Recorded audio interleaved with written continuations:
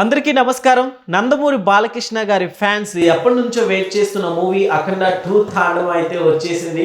అయితే USA review ఎలా ఉందో తెలుసుకుందాం. ప్రస్తుతం మనతోటి సినీ రాజకీయ విశ్లేషకులు శ్రవణ్ కుమార్ గారు ఉన్నారు. వెల్కమ్ చెప్దాం. Hello sir. హలో అండి. సార్, ఈ అఖండ 2 తాండవం ఎలా ఉండబోతుంది మూవీ రివ్యూ? ఖచ్చితంగా మనకు తెలుగులో ఒక సామెత, తినబోతు రుచులు ఎందుకని, కానీ తినబోతు రుచులు కూడా తెలుగు ప్రేక్షకులకి కాస్త ఇంట్రెస్ట్గానే ఉంటుంది. ఎందుకంటే ఆల్రెడీ తన అభిమాన నటుడు, తెలుగు వాళ్ళందరూ గర్వించదగినటువంటి నటుల్లో ఎన్టీ రామారావు కుమారుడికి, ఎన్టీ రామారావు గారికి, ఎన్టీ రామారావు బాలకృష్ణ గారికి ప్రతి తెలుగువాడు ఆయన అభిమానిగానే ఉండి ఉంటాడు ఖచ్చితంగా. వేరే హీరో అభిమాని అయినా ఉన్నప్పటికీ కూడా బాలకృష్ణ గారి సినిమాలు అభిమానంగా చూస్తుంటారు. అందులో తను యాక్షన్ సీక్వెన్స్లో చేసే చిత్రాలంటే ఇక పడిచేస్తుంది.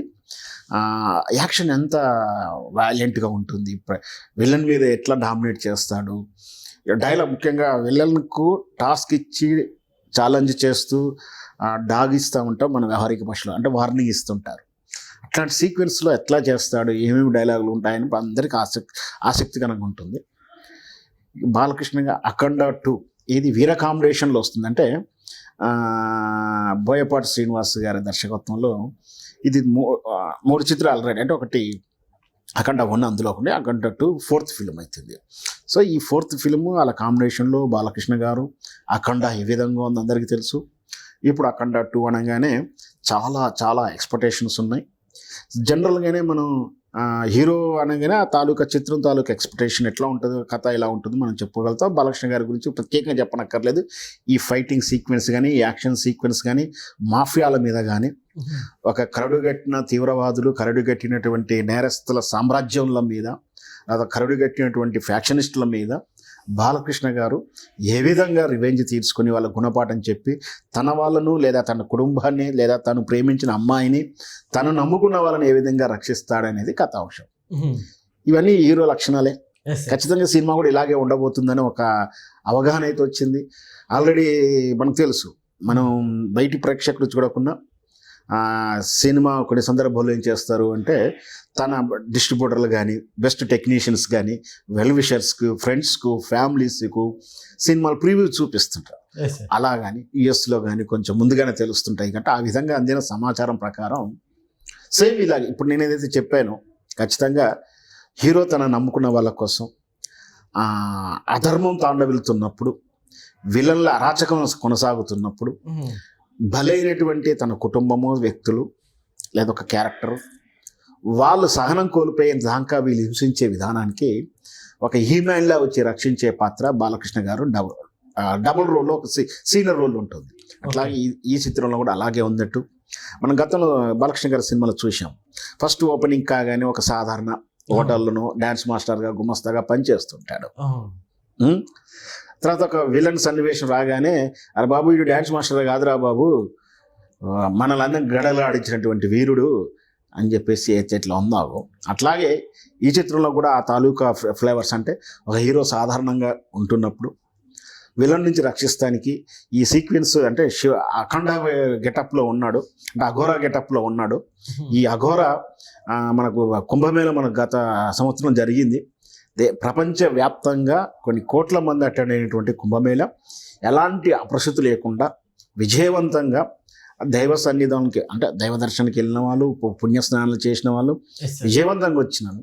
అక్కడ మనకు అఘోరాలు వస్తుంటారు, మనకు తెలిసిన విషయమే. ఎక్కడి నుంచి వస్తారు, అప్పుడప్పటికే వస్తారు, తర్వాత ఏ హిమాలయాలకు వెళ్ళిపోతూ ఉంటారు. సో అక్కడ క్లైమాక్స్ సన్నివేశం పెట్టినట్టు లాస్ట్ ఒక 20-30 నిమిషాల వరకు భయంకరమైనటువంటి హైప్గా ఉన్నటువంటి సన్నివేశాలు ఉన్నాయి, యాక్షన్ సన్నివేశాలు ఉన్నాయి. ఆ 20 నిమిషాలు ప్రేక్షకుడు ఇలా చేరుపట్టుకొని కూర్చొని టెన్షన్గా చూసే అవకాశం ఖచ్చితంగా ఉందంటున్నారు. దాంతోపాటు ఏదైతే శివుని తాండవం చేసే నృత్యాలు, పాటలు ఖచ్చితంగా ప్లస్ అవుతుంది సినిమాకు. ఖచ్చితంగా తెలుగు ప్రేక్షకులకు సంక్రాంతికి ముందుగానే పండగ చేసుకుంటారని మాత్రం యుఎస్ఏ నుంచి వస్తుంటారు రిపోర్ట్స్. సార్, ఇప్పుడు ఈ మూవీలో తమన్ గారి మ్యూజిక్ అంటే మనందరికీ ఇప్పుడు బాలకృష్ణ గారి కాంబోలో రాబోతుందంటే ఇక బాక్సులు బద్దలైపోతాయని చెప్పాలి.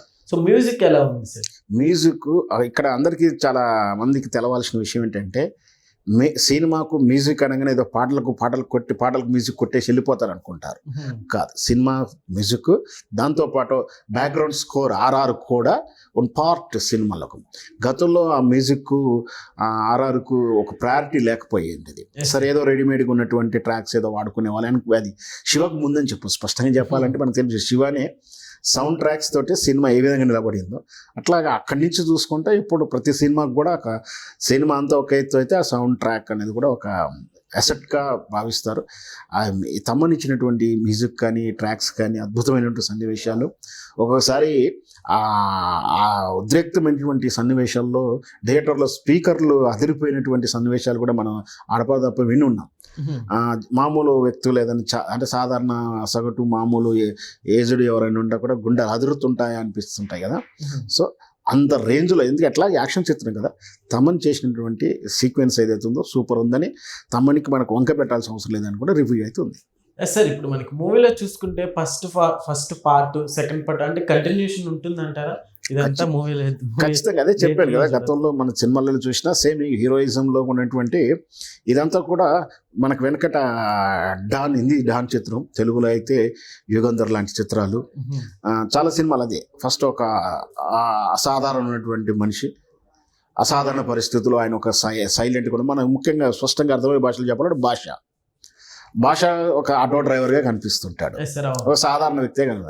కట్ చేస్తే ఫ్లాష్ బ్యాక్లో అతను చేసినటువంటి ఆ బీభత్స కాండాలు కానీ యాక్షన్ సీక్వెన్స్ కానీ సినిమాకి ఎట్లా ఎసెట్ అవుతుంది అనేది ఇది సక్సెస్ ఫార్ములా. అట్లాగే ఈ చిత్రంలో కూడా బాలకృష్ణ గారు సమరసింహారెడ్డి తీసుకున్న, నరసింహారెడ్డి తీసుకున్న అలాగే ఉంటుంది.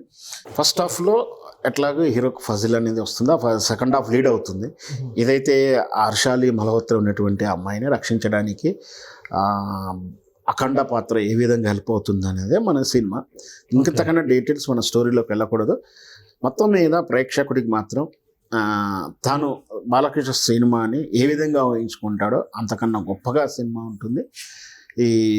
అదే మళ్ళీ తెలుగు ప్రేక్షకుడికి సంక్రాంతి ఒక నెల ముందుగా వచ్చిందని కానీ మనం చెప్పవచ్చు. సార్ బోయపాటి గారి బాలకృష్ణ గారి కాంబో అంటేనే హిట్ కాంబో అని చెప్పుకోవచ్చు. సో ఈ మూవీ కూడా అట్లానే వెళ్తుంది అనుకోవచ్చా? అంటే హ్యాట్రిక్ ఇప్పటి వరకు కొట్టారు, దీంతో ఎలా ఉండబోతుంది?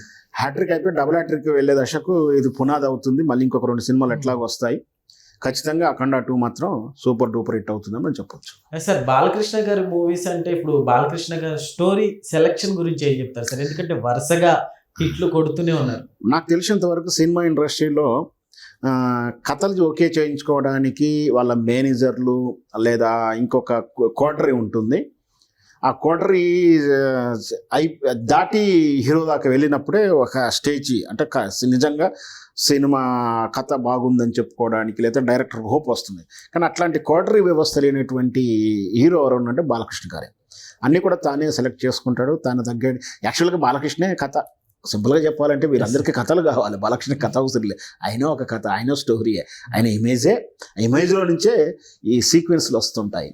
సో కథ విషయంలో ఆయన డిఫరెంట్గా ఏమో ఆయన రేంజ్ తగ్గట్టే ఉంటుంది. ఆయన సెలక్షన్ ఎప్పుడు కూడా బాగానే ఉంటుంది అని చెప్పొచ్చు. Okay sir, thank you.